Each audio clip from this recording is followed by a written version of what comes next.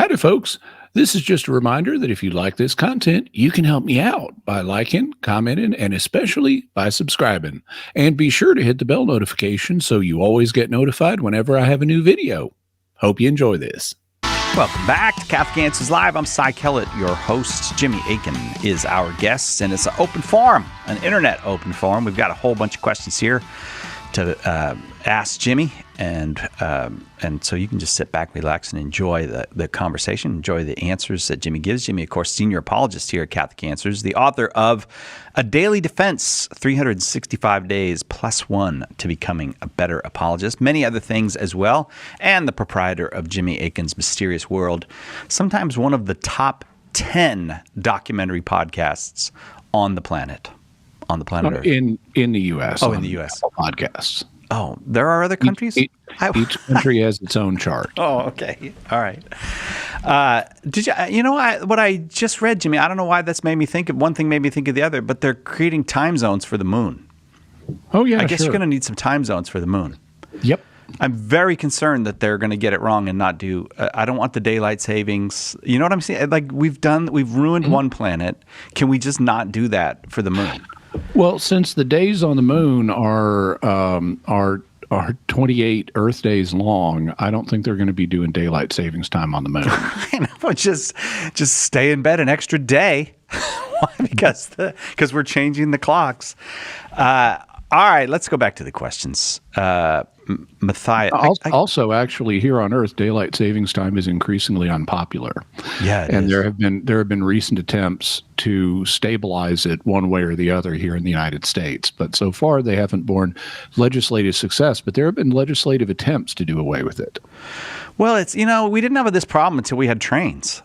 This whole thing is because of synchronizing train schedule. Oh no, not that. That's when we got. Yeah, that's when time zones were invented, but not when the time change was invented. Yeah, the time. No, that was for farmers. I don't know. I just add to my list of complaints about farmers. I'm just so tired. I'm just kidding. Sorry, farmers. I really like food, so that was just a joke. I was going to say, yeah. But the farming economy is no longer. Most people do not live on farms anymore, and so the dynamics have changed. Yeah. I do know a guy. Recently I was in Nebraska, and he told me he listens to the show while he's on the combine. So I apologize. I apologize for the farmer crack. It was only just silliness. All right, let's go back. I was going to say go back to the phones, but let's go back to the typing. Matthias typed this to us. Exodus chapter 7, verses 3 through 4 says, "Yet I will make Pharaoh so headstrong that despite the many signs and wonders that I work in the land of Egypt, Pharaoh will not listen to you." How do we reconcile God hardening Pharaoh's heart with the gift of free will? It looks as though God is impeding Pharaoh's free exercise of will, which makes no sense. Well, there are a number of possibilities here. The first one is that has been noted by some is that when you actually read the accounts of the plagues, it says Pharaoh hardens his own heart before it says God hardened Pharaoh's heart. And so one explanation is to say, well, God's predicting what's going to happen in Exodus 7. In Exodus 7, he's predicting what's going to happen. And then when it actually starts happening, first Pharaoh hardens his own heart, and then God sort of leaves him to his hardness of heart. And so Pharaoh took the initiative in the hardening. That's one way that this has been addressed. I think that there are other possibilities that are perhaps more likely, though. One of the things you find when you study the way biblical authors use language is the Israelites had a tendency to attribute everything that happened to God. It doesn't matter what it is. They say God did it. And that's a way of emphasizing God's sovereignty over creation. But it doesn't mean that we should understand it in the sense that God didn't use secondary causes in accomplishing what he did. Even though it may say God, for example, sent a wind to blow back the Red Sea, the Sea of Reeds, that doesn't mean he didn't say use angels to go push, the air around and create the wind. He could have used secondary causes like angels as part of that act, even though it was ultimately part of his sovereignty. And in the same way, he can incorporate free will as a secondary cause. So by saying it may be that Pharaoh's just going to, by his own free will, harden his heart and refuse to let the Israelites go, and God is predicting that fact, but because the Hebrew authors had a tendency to ignore secondary causes and attribute everything to God as a way of signaling his providence over things, they just omit Pharaoh's free will. And really, all this text means is Pharaoh is going to have a hard heart, and God's going to allow that to happen. Also, free will can sometimes even be negated on the purely natural level. If you're out and about and someone shoots you with a dart that has some substance on it that makes you high to the point you lose your free will. Well, okay, you no longer have free will while you're under the effect of this drug. You're no longer capable of making a fully human act, as moral theologians would say, because you've been deprived of the necessary deliberation and ability to exercise true freedom. Well, in that circumstance, you wouldn't be accountable for your actions. And so on this understanding, if God did remove Pharaoh's free will temporarily, then Pharaoh just wouldn't be held accountable for what he did while in that state. All right, Matthias, thank you very much for the question. On we go. This one comes from David. I was perusing the book of Revelation. Well, that's an interesting thing to do, to peruse it. I was perusing the book of Revelation. Could even be a good thing to do, since it deals with the Perusia. Oh, Jimmy, that would make Joe Heschmeyer, the king of the puns, proud. I don't even think he could do that one. It was so good. All right. I was perusing the book of Revelation, and notice that there did not seem to be a prohibition against taking the number of the beast on the hand or the forehead, only that it would happen. And then there's no question. It's just, that's it. It's a statement. Well, he also gives the citation, which is Revelation 13, 16 to 18. And we ought to read that passage just so people know what he's referring to. That passage says meaning, there's two beasts in Revelation, the beast from the sea and the beast from the earth. It's the beast from the sea that it's basically the line of Roman emperors. It's the world ruler. The beast from the earth, it promotes the beast from the sea, and is sometimes identified with the false prophet that appears later in Revelation. But the passage in question in Revelation 13, starting with verse 16, says, it, meaning the beast from the earth, causes all, both small and great, both rich and poor, both free and enslaved, to be marked on the right hand or the forehead, so that no one can buy and sell unless he has the mark. That is, the name of the beast, meaning the beast from the sea, or the number of its name. This calls for wisdom. Let he who understand reckon the number of the beast from the sea, for it is a human number, which is a lame translation. It is the number of a man. Its number is 666. Okay, so that's what the passage says. And David is right that there's not a prohibition stated in the text against Christians taking the mark of the beast. It doesn't say, don't do this. But even from the immediate context, and there's also a passage later in the book that indicates dire consequences for people who take the number of the beast. Even in the immediate context, though, there is a real strong indicator that you're not supposed to do this. And unfortunately, it's hidden to many readers because of the chapter break. Revelation 13 ends after verse 18. So you read up to, it is the number of a man, its number is 666, end of chapter. And that's where people tend to stop reading. But there were no chapter breaks in the original. And if you read the beginning of chapter 14, you find the beast and its number contrasted with the Lamb and his followers who have the mark of the Lamb on their foreheads. So if you read both chapters together, what the impression you're given is you got a choice to make. You can either be secular and take the mark of the beast, or you can be faithful to Christ and receive his spiritual mark instead. So it's a choice. You can go chapter 13 with the beast folks, or you can go chapter 14 with the lamb folks. Mm-hmm. And that makes it clearer, even in the immediate context, that you don't want the beast's number. You want the number of the lamb. You want the mark of the lamb. Also, notice that it elsewhere, it's not in these exact verses, but it talks about people worshiping the beast. And if you're a Christian, that's a bad thing. You shouldn't be worshiping the beast. That's another sign you shouldn't be taking its number. And then finally, so I think that even though there's not an express prohibition, I think Revelation makes it clear, as Christians historically have understood, that you don't want to be taking the number of the beast. So what does it actually mean to do that? Well, basically, participate in the cult of emperor worship.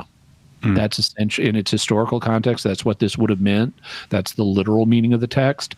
It may have a future reference to some future situation where there's something like emperor worship, but basically it's participating in the imperial cult. And so that's what you need to not do. All right. I think that'll bring us to the break. But David, thank you for the question. It's an open forum. It's an internet open forum. Jimmy Akin, our guest, right back with more after this on Catholic Answers Live. Catholic Answers Live. Do you have a question but prefer to ask it privately? Catholic Questions can help. Go to CatholicQuestions.com to ask your question online, email us, drop us a letter, or give us a call. Longtime Catholic Answers Live apologist and author Jim Blackburn or another Catholic Questions apologist will be happy to assist you. Catholic Questions proudly supports Catholic Answers Live, so visit us at CatholicQuestions.com today. That's CatholicQuestions.com. The power of prayer simply means that words have an effect. For example, when a couple says, "I do," it literally changes two people to becoming one in marriage. When you say, "I love you," it changes us and it gives us value.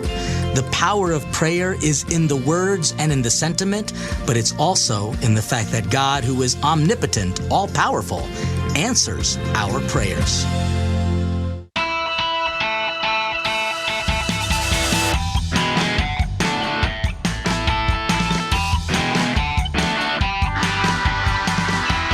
Welcome back to Catholic Answers Live. Jimmy Akin's our guest, and we're working through our way through a whole bunch of questions that have come in via the internet. This question comes from Ryan. What should a Catholic make of Yoda's admonition to Luke? I want to do the voice, but it's just not going to be good if I do it. Do or do not. There is no try. Well, that's obviously false. There is such a thing as trying. And let's start there. Sometimes when you try, it works, and sometimes when you try, it doesn't. Yeah. So Yoda's statement is just on its face false. I think that doesn't mean, even though it's a false statement taken literally, that doesn't mean it can't also be useful.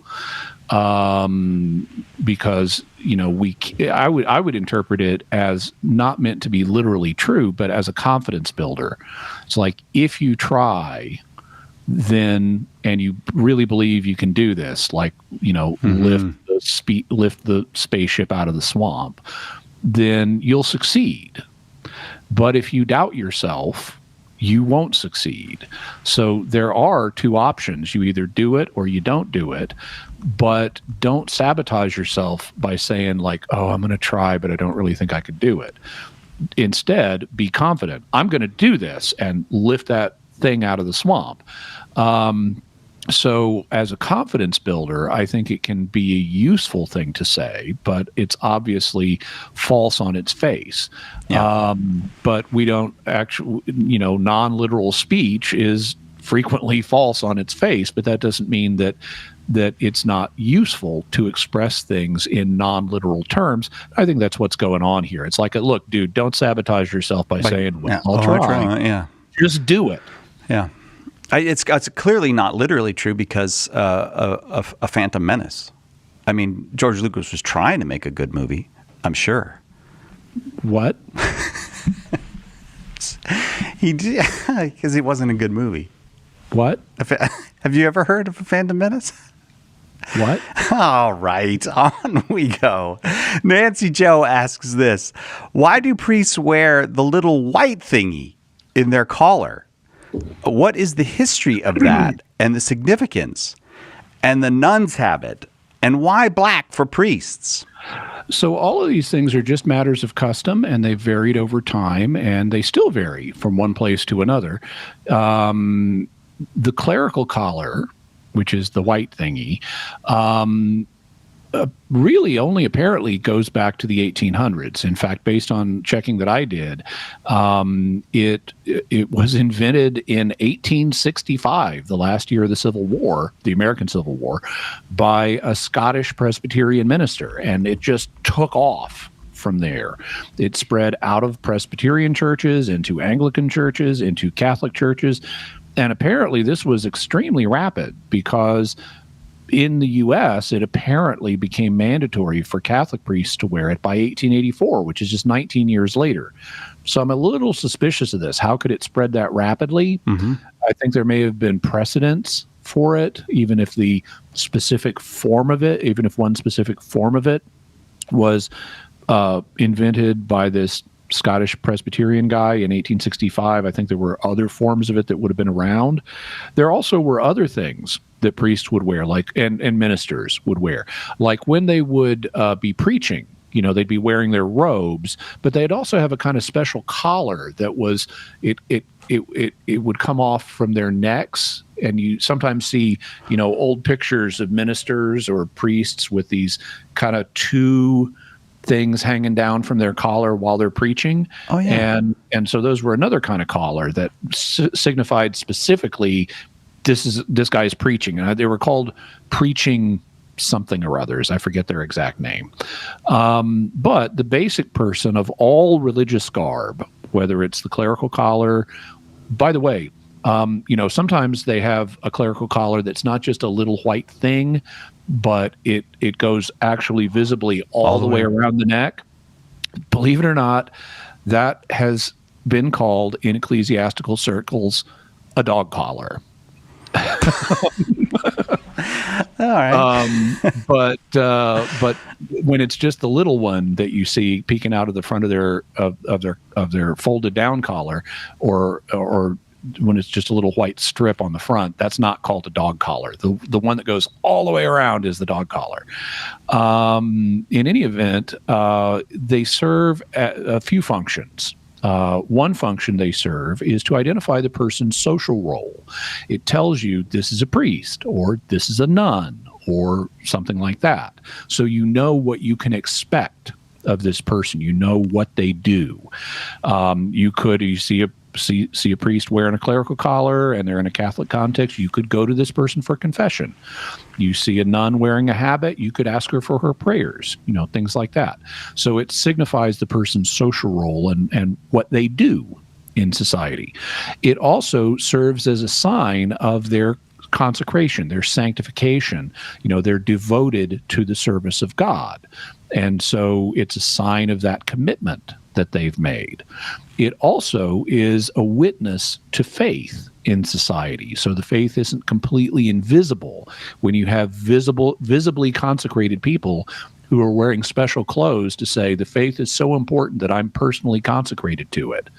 That's a witness to society, and thus a form of evangelization. And so clerical garb, like things that laity might wear, like a cross or a medal or something, those also perform similar functions. They're a witness to society. And so those are some of the things that these different accoutrements do.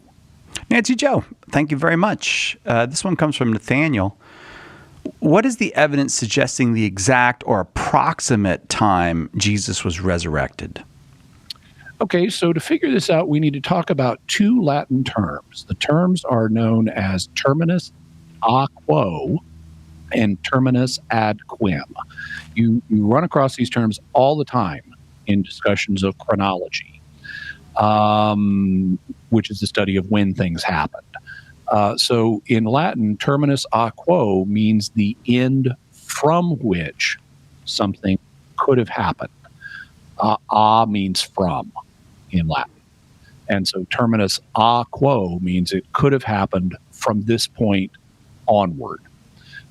Terminus ad quem means the end or limit to which something could have happened. Mm-hmm.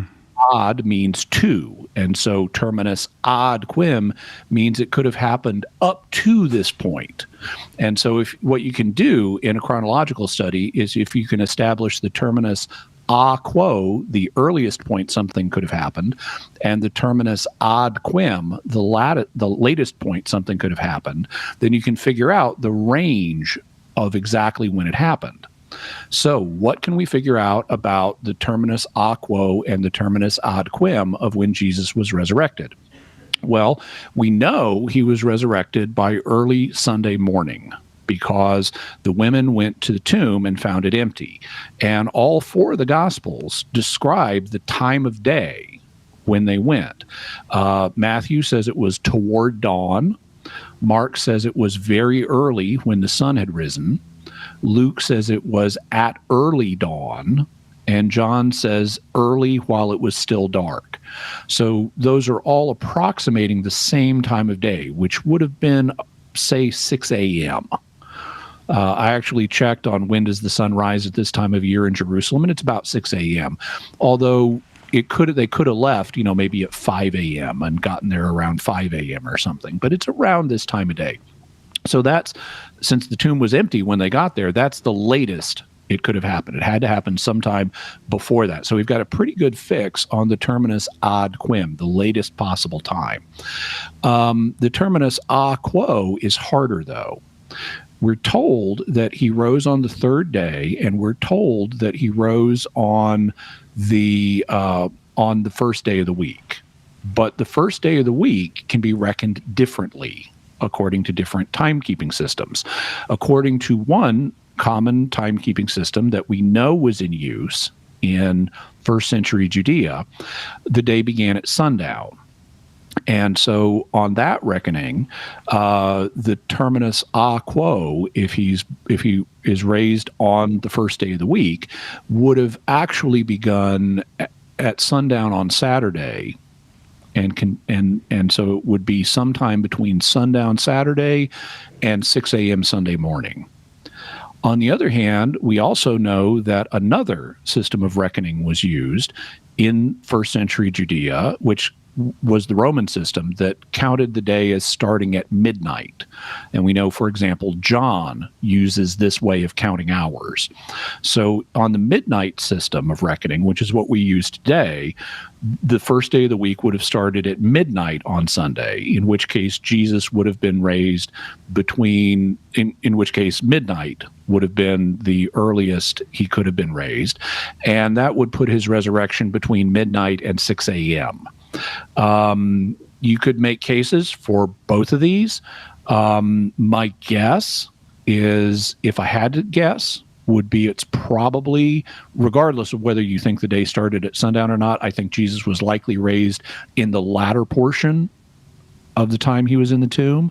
And therefore, even though it's possible it could have been earlier, I think it's probably between midnight and 6. And my suspicion would be that it was closer to 6 a.m. So maybe 4 a.m., 5 a.m. in that time frame.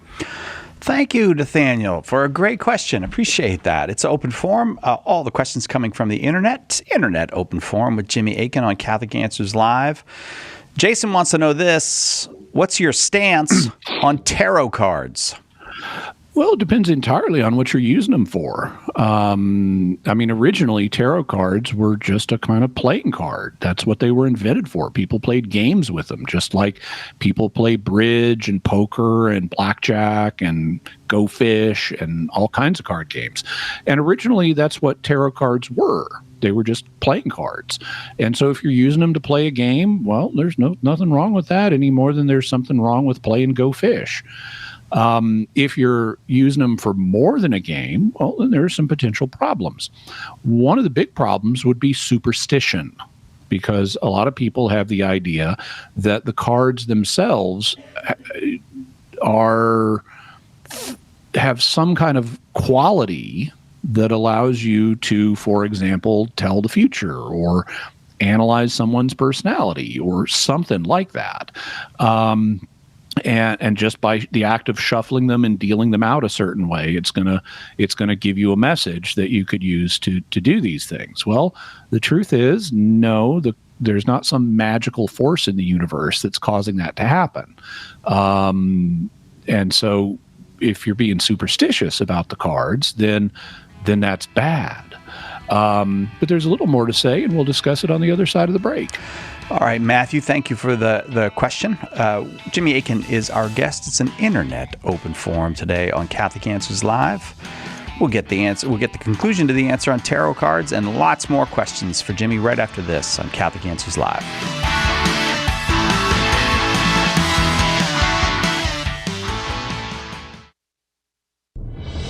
When the resurrected Jesus appeared to disciples on the road to Emmaus, they didn't recognize him until the breaking of the bread. The same is true today. In the Holy Eucharist, we really meet Jesus. In The Eucharist is Really Jesus, author Joe Heschmeyer explains how knowing Jesus in the Eucharist is the key to understanding all of Christian faith. Order your copy of The Eucharist is Really Jesus today at shop.catholic.com or get it at a good Catholic bookstore. Our Lord needs articulate defenders of the truth to spread the joy of the Catholic faith. Catholic Answers monthly giving club, Society 315, helps you fulfill the call in 1 Peter 3:15 to always be prepared to make a defense for the hope that is in you. For as little as $10 a month, you'll help Catholics grow in faith, bring lapsed Catholics home, and lead non-Catholics to the truth. Go to casociety315.com and join today. As we read the Gospels, every Christian faces the question again and again, what does Jesus mean? Getting the answer right is critical to both growth in holiness and fruitful evangelization. Want to know Jesus better so you can introduce him to your friends? Then it's time to get serious about understanding his words. Why not join Catholic Answers for our 10th annual Apologetics Conference? Learn from me the parables, sermons, and conversations of Jesus Christ. September 26th through 29th, right here in sunny San Diego. Learn from our guests, Dr. Scott Hahn and Kimberly Hahn, Dr. Ray Garendi, Father Sebastian Walsh, Billy Junker, Father Paul Check, and, of course, all of your favorite Catholic Answers apologists. It'll be 4 days of fun, faith, fellowship, and a live radio show. Seats are still available, but going fast. Visit CatholicAnswersConference.com or call 1-888-291-8000 today.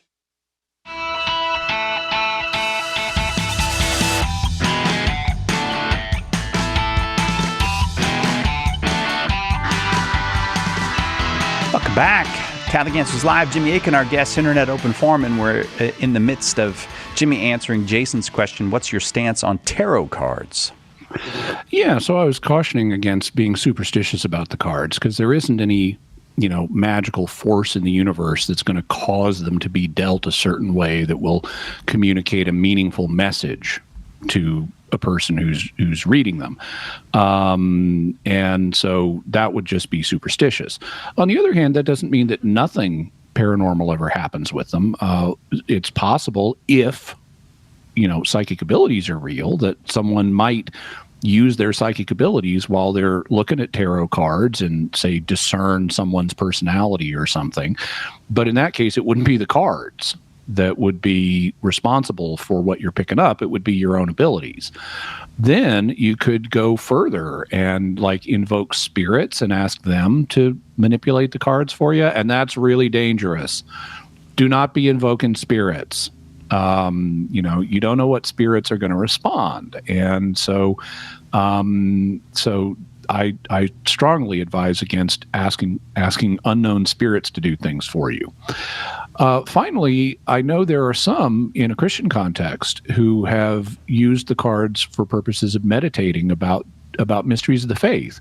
Because if you look at the cards, especially what's called the major arcana, which are the picture cards, the ones that are primarily devoted to just a picture. It's not like the four the four of staves, which is the equivalent of the four of clubs.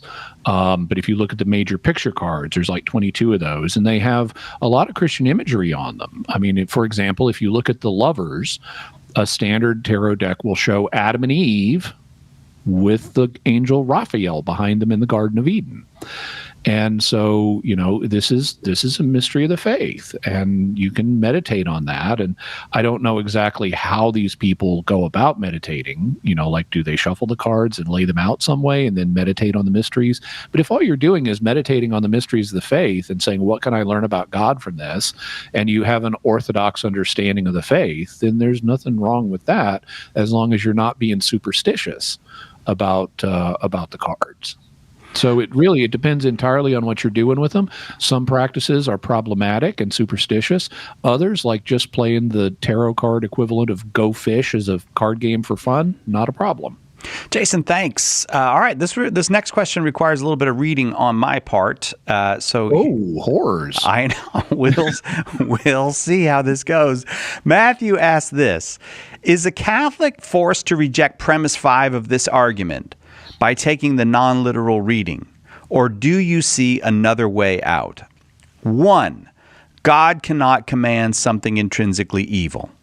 2, Catholicism infallibly teaches that intentionally killing an innocent human being is intrinsically evil.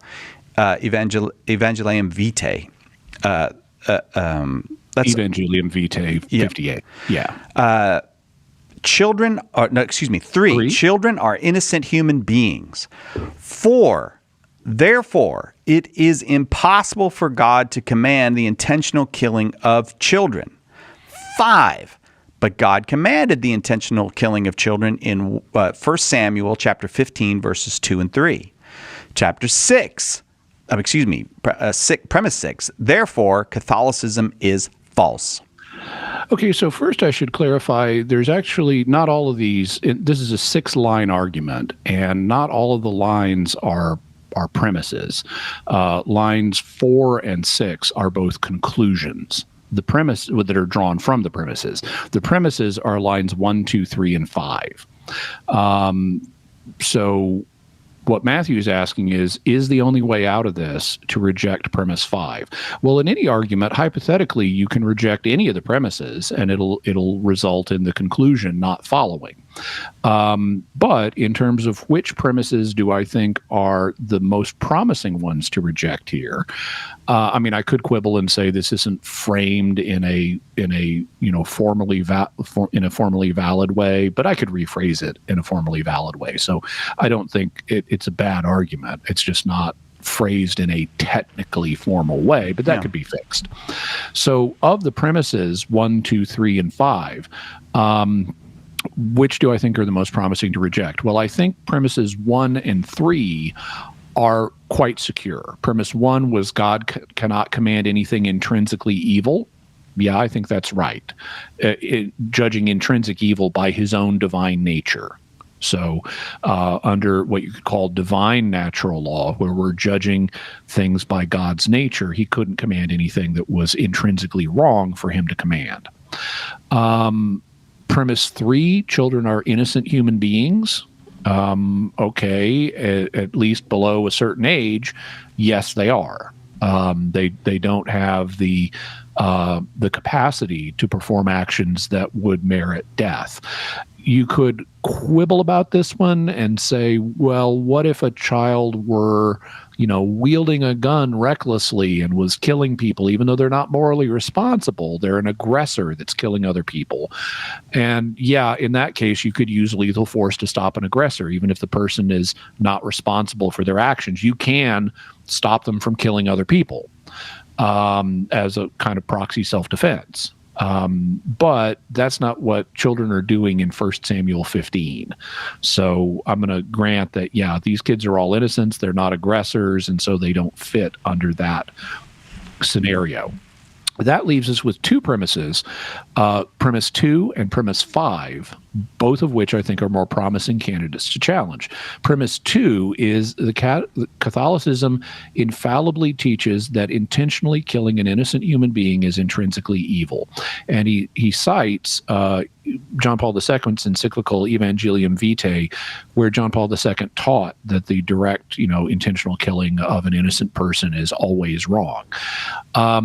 So if you were to ask St. Thomas Aquinas about that, Aquinas would say things like, that's true, provided God hasn't told you otherwise.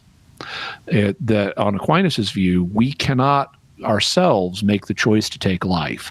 But if God tells us to do something, because it's not intrinsically wrong to kill somebody. I mean, you can legitimately kill an aggressor, for example, in wartime, or if you're having a home invasion or something, someone's trying to kill you or your family, you can kill them if that's the only reasonable way to stop them. So Aquinas would say, well, killing a person is not intrinsically wrong. And therefore, God, even though God has not ordinarily allowed us to do this, God could, in a particular circumstance, say, I want you to go ahead and do it, because ultimately all life is a gift from God, and it's up to him to determine how much life of that gift a person receives, and therefore he can determine the circumstances in which a person's life ends. And therefore, even though what John Paul II is true of affairs in the main, it has an unstated exception. The unstated exception is if God tells you otherwise, then you could. And that's been the classic understanding of the resolution to this dilemma down through church history among both Catholics and non-Catholics. So I would say premise 2 is true. The Catholic Church has taught this infallibly. In the main, unless God tells you otherwise, you can't do this. It is intrinsically wrong, but there might be an exceptive clause. So I could see challenging premise 2 on the historic view as a way of getting out of this dilemma. The other way that Matthew mentions is challenging premise 5, that God commanded the intentional killing of children in 1 Samuel 15. Well, like we discussed in the first hour, based on what the words say, God does do that. But also, as we discussed in the first hour, just because the words say something doesn't mean that's what the author intended. We always have to say, what is the author trying to communicate to his audience? 1 Samuel was written centuries after the events it describes. And by the time 1 Samuel was written, the issue, so in 1 Samuel, God is saying, I want you to kill all these pagans, these Canaanites who have opposed Israel, and I want you to wipe them all out, including the kids. Well, by this point, by the time the book of Samuel was actually written, this wasn't an issue anymore. And so the author is not telling his own audience to go out and kill pagans. That's not an issue at this point in history.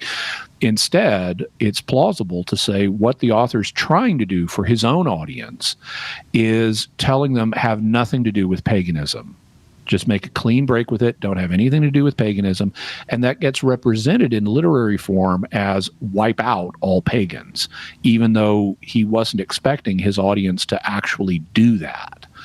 And so I think you can also reject premise 5 as a way out of this, but I also think you could potentially reject premise 2. That'll bring us to the break. Thanks, Matthew. Appreciate the question. More coming up right after this on Catholic Answers Live. Hang on. Catholic Answers Live will return in a moment. Underwriting for Catholic Answers Live is provided by Real Estate for Life. Real Estate for Life connects homebuyers and sellers to real estate agents while supporting pro-life organizations. On the web at realestateforlife.org. One of the biggest mistakes a Christian can make is to try to do good without God's help. St. Therese said, when we trust only ourselves and not God, our soul becomes incapable of virtue. Her remedy? Works of charity. And the greatest work of charity is to share the gospel. At St. Paul Street Evangelization, a Catholic nonprofit, we encourage you to share the gospel with someone who doesn't know Jesus. Catholic Answers is supported in part by St. Paul Street Evangelization, streetevangelization.com.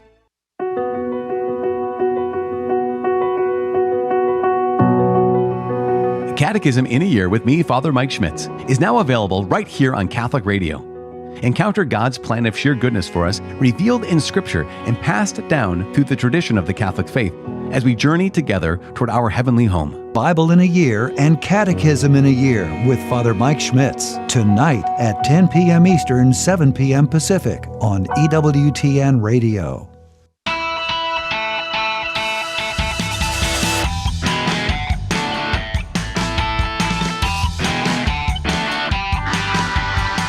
Catholic Answers Live. Jimmy Aiken's our guest, and it's an open forum of the internet variety. Internet questions for Jimmy today, and this one comes from Roland. I heard that the father who was the head or something like that of the Second Vatican Council was a Freemason. If true, how does this affect the things mentioned and approved in the council? And after this coming in the open, what was done to make changes, if any, of the things which he approved that were wrong? Okay, so I don't know exactly who Roland is referring to, but the head of the Second Vatican Council was Paul VI, the Pope. He was the one who called it, and he was the one who presided over it. There is no credible evidence that Paul VI was a Freemason. Claims, if there are claims to the contrary, then they are baseless, paranoid rumor mongering. Even if it were true, though, that Paul VI was a Mason, that wouldn't affect the situation, because he confirmed as an act of governance the acts of the council, the documents that it did, and that was a canonically valid approval. Now, someone might be confused on this point and say, "But wait, if someone was a Mason, weren't they excommunicated?" And yeah, there was a law that if someone was a Mason, then they were excommunicated. But there's more than one kind of excommunication, and in the terminology that was used at the time, back in the 1960s, the 1917 Code of Canon Law was in effect, and in its terminology, there was a difference between banned excommunicates and tolerated excommunicates. And in order for someone to be a banned excommunicate, there had to be a special judicial proceeding whereby it was judged or declared that they were now a banned excommunicate, and the only one, otherwise they're tolerated, and the only one who would be able to do that for the Pope would be the Pope himself. Well, needless to say, Paul VI never declared himself a banned excommunicate, so even if he had incurred an excommunication, he would be a tolerated excommunicate. And here's the thing: tolerated excommunicates are able to validly implement ecclesiastical decisions and policies. They only lose that ability if they become banned. And Paul VI, even if he had incurred an excommunication, was never banned. Therefore, he would still validly place ecclesiastical acts like approving the documents of the Second Vatican Council. So it would still be a valid ecumenical council. Now, you could have criticisms of individual things that it said and say, I think they could have said this better, or I think they could have made a better decision. But you can say that whether or not he was a Mason. And there's just no evidence that he was a Mason. And frankly, there is a lot of ridiculous, baseless, paranoid rumor mongering about Masons in the church. And I would urge you to stay away from it, because it's not healthy and it's groundless, baseless fear mongering, in essence. Roland, thanks. Appreciate the question. This one comes from Jenna, and it's got premises again. Premise 1. The Bible says we won't know when Jesus is about to come again. It will be a surprise. Premise 2. The Bible contains clues meant to help us see when Jesus is about to come again so we can be ready. Question. How do we reconcile premise 1 and premise 2? Is it a Catholic both and? Is one faulty? Are both faulty? Okay, so the idea that Jesus says we won't know when he's about to come again is something that is found in a passage in Scripture known as the Olivet Discourse. It's a discourse that Jesus gave on the Mount of Olives, which is where it gets its name from. That's why it's called the Olivet Discourse. And it's found in 3 places in Scripture. It's found in Mark chapter 13, it's found in Matthew chapter 24, and it's found in Luke chapter 21. And when you study this carefully and really read it and don't impose ideas on it, this is not about the second coming. None of them. It's about the destruction of the temple. And that happened in AD 70. If you read this statement in context, Jesus is saying no one's going to know when the destruction of the temple is going to happen. There are certain signs that precede the destruction of the temple that don't indicate it's about to happen. Like he says, wars and rumors of wars. He says that's just the beginning of the birth pains. Ignore those. That's not a sign that the end of the temple is imminent. But he says when you see the abomination of desolation standing where it shouldn't be, which is a kind of mysterious phrase, but Luke clarifies it. When you see Jerusalem surrounded by armies, know that the end is right here. Well, Jerusalem got surrounded by armies, and the end was right there. So, but what he's predicting that people will not know exactly is the destruction of the temple. So people have just systematically misread this through much of Christian history as applying to the second coming when it just doesn't. Now, so premise 1, I would say, of the argument is that Jenna posed is faulty. He's not talking about the second coming in those passages. Having said that, I do think there are other passages, like in Matthew 25, in the parable of the wise and foolish virgins, where the virgins, neither the wise nor the foolish, are sure when the bridegroom is going to come.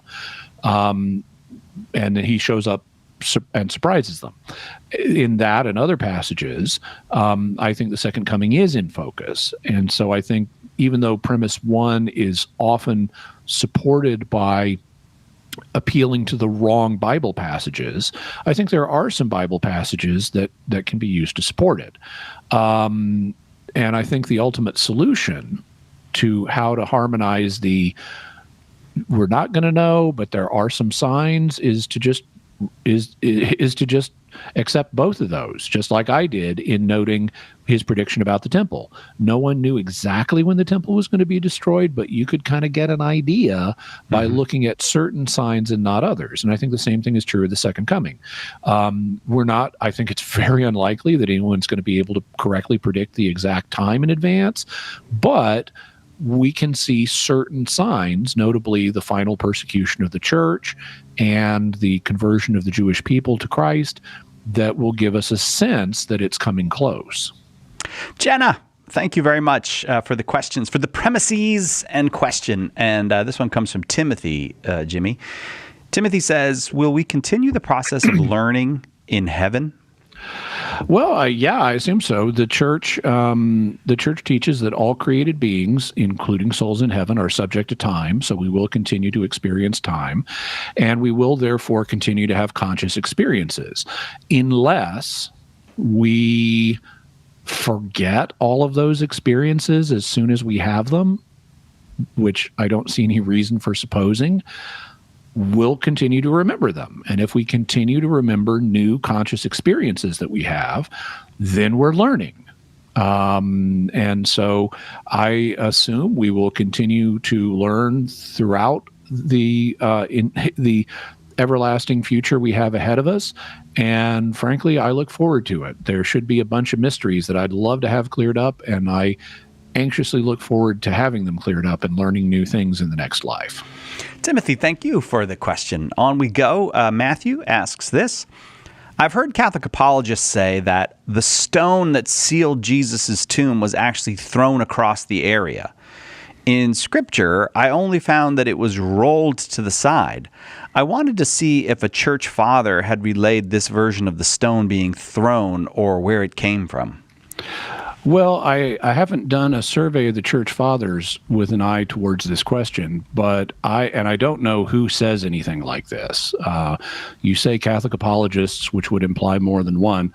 I don't know who that would be. I'm not doubting that you've heard people say that, but I'm just not sure who would say that.